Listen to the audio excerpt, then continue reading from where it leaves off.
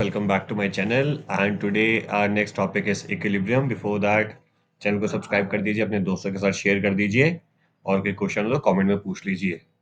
तो as the name says equilibrium मतलब stability, equal है ना, इक्वल जिसमें हमारी फोर्स इक्वली डिवाइड हो जाए। इक्वली डिवाइड नहीं कहूंगा, एक जगह आके जीरो हो जाए, उसको हम इक्विलिब्रियम कहते हैं, स्टेबिलिटी या फिर बैलेंस कहते हैं। ठीक है। Equilibrium is defined as a state of balance or a stable situation where opposite forces cancel each other out and where no changes are occurring. अब ये दो तरीके का होता है, एक तो स्टेट इक्विलिब्रियम, एक होता है स्टैटिक इक्विलिब्रियम और होता है डायनेमिक। स्टैटिक में जब हम एक जगह पे खड़े खड़े हुए हैं, एक ही पोजीशन में, दैट इज स्टैटिक। डायनेमिक में जब हमारी मूवमेंट हो रही है, मूवमेंट में होते हुए भी हम इक्विलिब्रियम में है, मतलब चलते चलते इधर उधर नहीं गिर रहे, है ना, नशेड़ी की तरह एक इक्विलिब्रियम में चल रहे हैं या फिर दौड़ रहे हैं या फिर कोई भी मूवमेंट कर रहे हैं, वो हमारा डायनामिक इक्विलिब्रियम कहलाता है। ठीक है। अगर हम स्टैटिक इक्विलिब्रियम को और अगर डीप में पढ़े तो ये होता है कि आप फॉर अ बॉडी एंड और an object to be in static equilibrium it must not be moving और रोटेटिंग, जो कि मैंने बताया स्टैटिक मतलब कि कोई रोटेशन या मूवमेंट ना हो रही हो।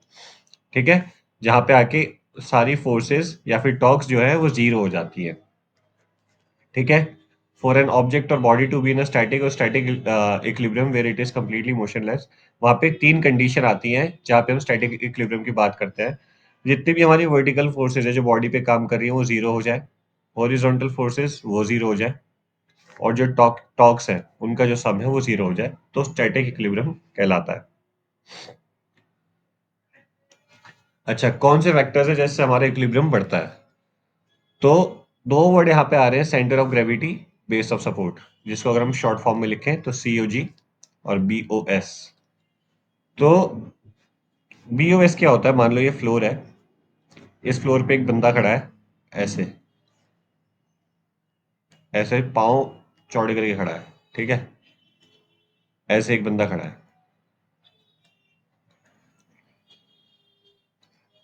खड़ा है जी। अब ये इस पॉइंट से लेके इस पॉइंट तक इसका बेस ऑफ सपोर्ट है, this is base of support. उसने जो बेस है, जो धरती है, उस पर कितना सपोर्ट ले रखा है, that is base of support. Centre of gravity एक इमेजिनरी पॉइंट है हमारी बॉडी में, जिससे हमारी बॉडी इक्वली डिवाइड होती है, तो मैं उसको मान लेता हूँ कि हमारी नेवल के इर्द गिर्द है। ठीक है। ये हमारा सीओजी है। बेस ऑफ सपोर्ट से सीओजी एक इमेजिनरी लाइन के थ्रू कनेक्टेड होती है, जिसको हम लाइन ऑफ ग्रेविटी कहते हैं, विच इज एलओजी। तो ये कह रहा है कि जब तक हमारी centre of gravity base of support के बीच में है तब तक हमारी इक्विलिब्रियम बनी रहेगी। मतलब कि हो सकता है कोई मेरे को इस तरफ से धक्का दे दे, है ना, तो ये थोड़ा सा इधर की तरफ शिफ्ट हो जाए, इधर की तरफ मैं झुक जाऊं, तब भी बेस ऑफ सपोर्ट के बीच में ही हूं, अगर देखा जाए तो, है ना, इधर ही हूं, तो मैं नहीं गिरूंगा। लेकिन कोई इतना धक्का दे दे कि मैं इतना झुक जाऊं कि ये बेस ऑफ सपोर्ट के बाहर पहुंच जाए ये पॉइंट, तो क्या होगा? मैं गिर जाऊंगा। इसलिए हम जब भी बोलते हैं broader the BOS higher the equilibrium.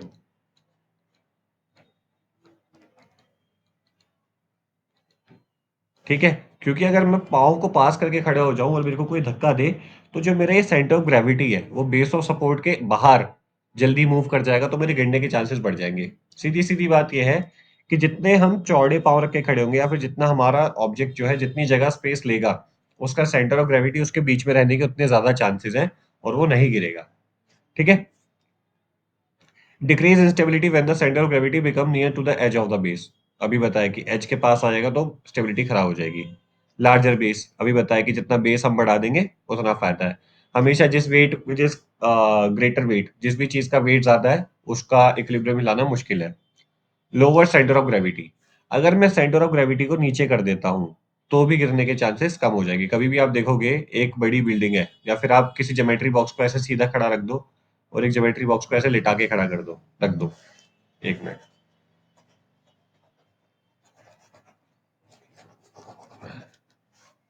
आप किसी, मान लो आपके पास कोई टॉय बॉक्स है, आप एक एक तो या तो उसको ऐसे सीधा खड़ा कर दो और एक ऐसे उसको थोड़ा सा लिटा के रख दो, तो क्या होता है, ये सीधे अगर आप फूंक मारोगे तो ये सीधे वाला जल्दी गिरेगा। क्यों? क्योंकि इसका सेंटर ऑफ ग्रेविटी ऊपर है और इसका सेंटर ऑफ ग्रेविटी नीचे है।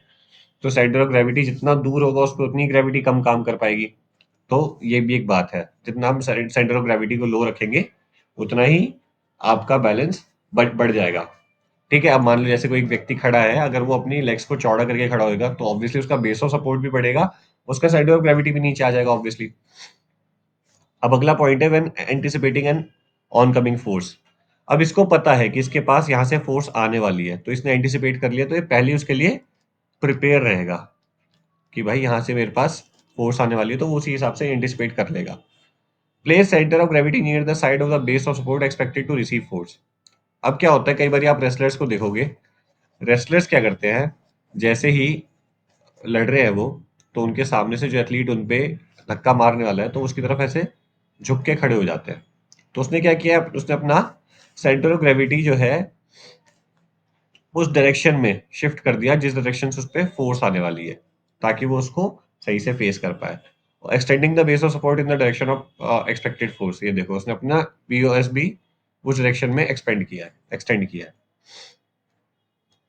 ठीक है, अब कुछ चीजें होती है जो मूव करते हुए ज्यादा इजी होती है हैंडल करना, जैसे कि moving cycle is easier to balance than a stationary cycle.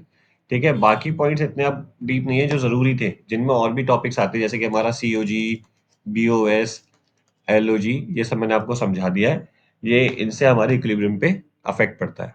Dynamic equilibrium में भी बता देता है, व्हेन द बॉडी और an object is moving with a constant velocity that is with no change in speed और direction, it is said to be in dynamic equilibrium. ठीक है, और जो पॉइंट्स हैं वो ऊपर बता दें जो जो इस पे मैटर करता है। गाइडिंग प्रिंसिपल्स जो इसको डिटरमाइन करते हैं वही बताया, broader the base the greater the stability, body weight is directly proportional to the stability, lower the COG higher the stability, है ना। The near the centre of gravity to the centre of the base of support the more will the stability, ऊपर ही समझा है। Direction of acting force, ये भी वो भी ऊपर बताया। सेंटर ऑफ ग्रेविटी क्या होता है वो भी बता दे, लेकिन अगर तुम्हें किताबी भाषा चाहिए या फिर एक स्टेटमेंट चाहिए वो यहाँ पे है, तो आप इसको रोक के पढ़ लेना, फिर भी आपके लिए मैं बड़ी बढ़ देता हूँ। The COG is the point at which all the weight और mass of a body may be consider to be concentrated, जैसे मैंने बताया हमारे नेवल पे, है ना।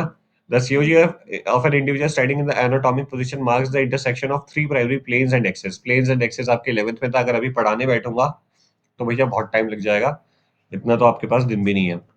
For wrestlers in snatch and jerk, the widening of legs and lowering of body to maintain the stability makes COG come down. जो मैंने बताया कि अगर आप एक इंसान ऐसे खड़ा है, ठीक है, अब वही इंसान अगर पाँव चौड़े करके खड़ा होगा, तो ऐसे खड़ा होगा, तो उसका देखो सीओजी कितना नीचे आ गया, कितना फर्क पड़ा है ना, कितना फर्क पड़ा है। इससे क्या हुआ, इसका सीओजी भी नीचे आया और बेस ऑफ सपोर्ट भी ब्रॉड हो गया। ठीक है जी। Importance and application of center of gravity in sports helps the athlete to move, ठीक है जी, stops the moving object, ठीक है, help the athlete to accelerate, help the athlete in throwing objects, help the athlete to lift the object, help the athlete to pull the object, help the athlete to maintain his or her stability और equilibrium. ठीक है, easy easy point से define करने की भी जरूरत नहीं है। ये एग्जांपल्स लिखे हुए हैं कि जैसे बास्केटबॉल वॉलीबॉल जैसे गेम है, उसमें कोई भी बंदा होता है अपना सेंटर ऑफ ग्रेविटी नीचे कर लेता है अपना इक्विलिब्रियम बनाने के लिए। ठीक है, अब देखते हैं फ्रिक्शन क्या होता है। Friction is a force that, या चलो इसको मैं अगली क्लास में देखता हूँ, इसके बाद एक और वीडियो बना देते हैं साथ के साथ और अपलोड कर देते हैं। अभी के लिए इस वाली को यहीं खत्म करते हैं।